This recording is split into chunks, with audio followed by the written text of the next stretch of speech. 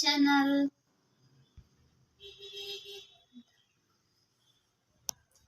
Friends, ಇವತ್ತು zigzag ಮಾಡೋಣ. Zigzag ಮಾಡೋದು ತೋರಿಸ್ಕೊಡ್ತೀನಿ. ನಾವು ಸ್ಟ್ರೈಟ್ ಆಗಿ ಯಾವ ರೀತಿ ಕಟ್ ಮಾಡ್ಕೊಳ್ಳೋದು, ಏನು ಟಿಪ್ಸು ಅಂತ ಹೇಳ್ಕೊಡ್ತೀನಿ ನೋಡಿ ನಿಮಗೆ. ನಾವೆಲ್ಲ ಮಾಮೂಲಿ ಕಟ್ ಮಾಡ್ಕೊತೀವಿ.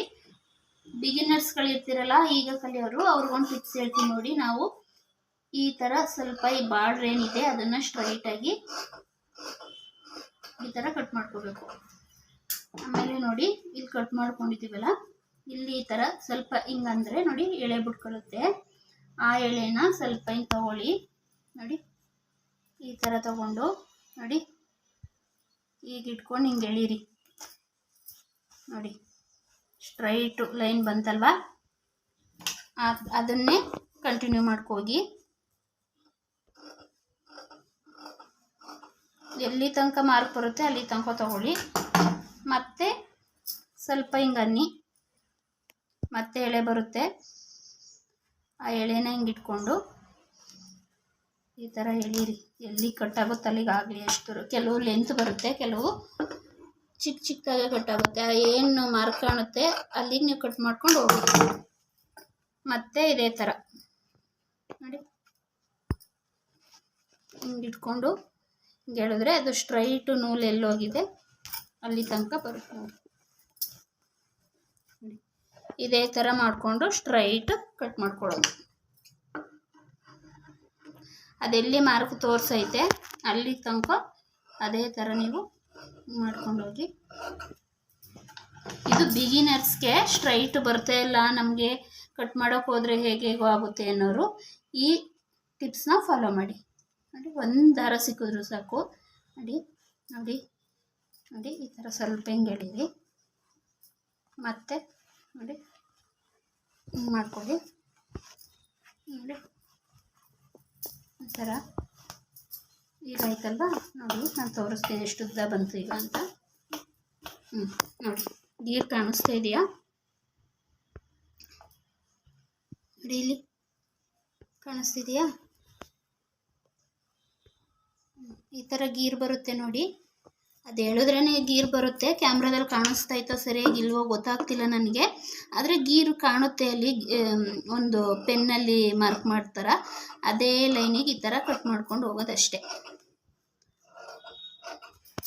ನೋಡಿ.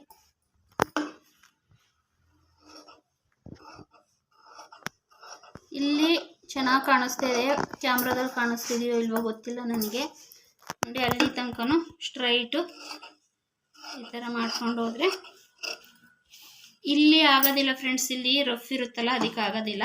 ಅಲ್ಲಿಂದ ಸ್ವಲ್ಪ ನೀವು ಸ್ಟ್ರೈಟ್ ನೋಡ್ಕೊಂಡು ಈ ಥರ ಕಟ್ ಮಾಡಿ. ಇಷ್ಟು ಕಟ್ ಮಾಡೋ ವಿಧಾನ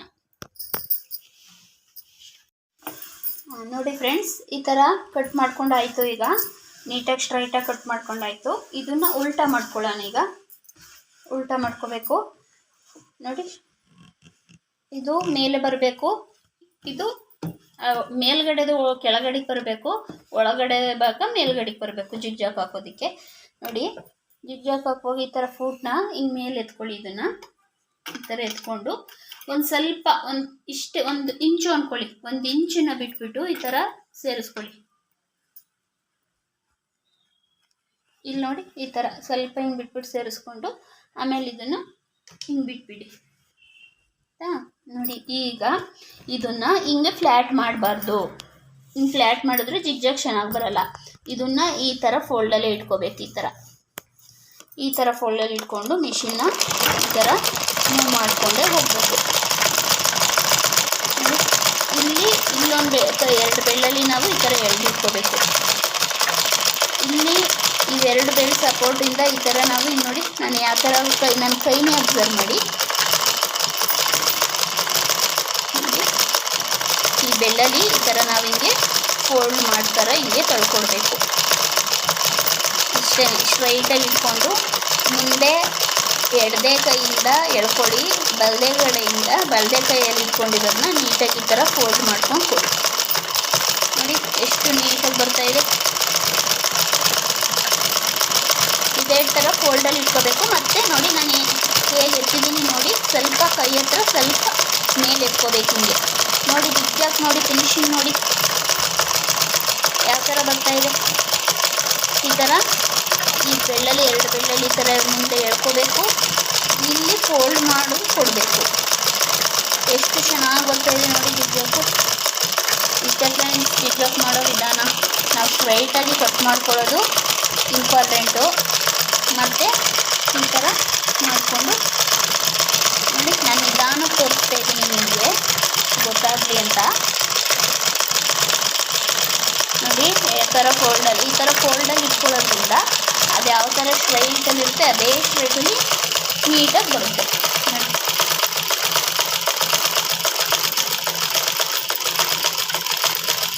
ನೋಡಿ ನಾನು ಹೆಂಗೆ ಇಟ್ಕೊಂಡಿರ್ತೀನಿ ನೋಡಿ ಈ ಥರ.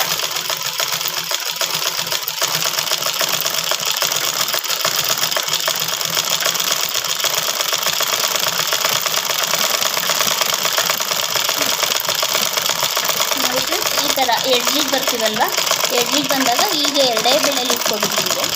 ಸ್ವಲ್ಪ ಒಂದು 4-5 ಸಲ ಒಂದೇ ಕಡೆ ಸ್ಟಿಚ್ ಹಾಕೊಳ್ಳುತ್ತೆ. ಆಮೇಲೆ ಈ ಥರ ಎಳ್ಬಿಡಿ, ಅಲ್ಲಿ ಲಾಕ್ ಆಗುತ್ತೆ, ಅದು ಬಿಚ್ಕೊಳ್ಳೋದಿಲ್ಲ. ಈಗ ಕಟ್ ಮಾಡೋದು. ನೆಕ್ಸ್ಟು ನೋಡ್ಕೊಳ್ಳಿ ಹಂಗೆ ನೋಡಿ ಎಷ್ಟು ಚೆನ್ನಾಗಿ ಬಂದಿದೆ, ಎಷ್ಟು ಚೆನ್ನಾಗಿ ಕಾಣಿಸ್ತಿದೆ ನೋಡಿದ್ರಾ. ಈ ಥರ ಬರಬೇಕು ನೀಟಾಗಿ ಫಿನಿಶಿಂಗು. ಮತ್ತು ನೋಡಿ ನಾನಿಲ್ಲಿ ಫಸ್ಟು 1 ಇಂಚಷ್ಟು ಬಿಟ್ಕೊಳ್ಳಿ ಅಂದೆಲ್ಲ ನೋಡಿ, ಒಂದಿಷ್ಟು 1 ಇಂಚು ಇಲ್ಲ ಕಮ್ಮಿನೇ ಬಿಟ್ಟಿದ್ದೀನಿ. ಅಷ್ಟನ್ನು ಬಿಟ್ಕೊಂಡಿದ್ರಲ್ವ ಅದನ್ನು ಈಗ ಹಿಂಗೆ ರಿಟರ್ನ್ ಇಟ್ಕೊಳ್ಳಿ. ಹಿಂಗೆ ಇದೊಂದು ಚೂರನ್ನ ಈ ಥರ ಮತ್ತೆ ಎತ್ಕೊಂಡು ಇಲ್ಲಿಗೆ ಸೇರಿಸ್ಬಿಟ್ಟು ಹಾಕೊಳ್ಳಿ.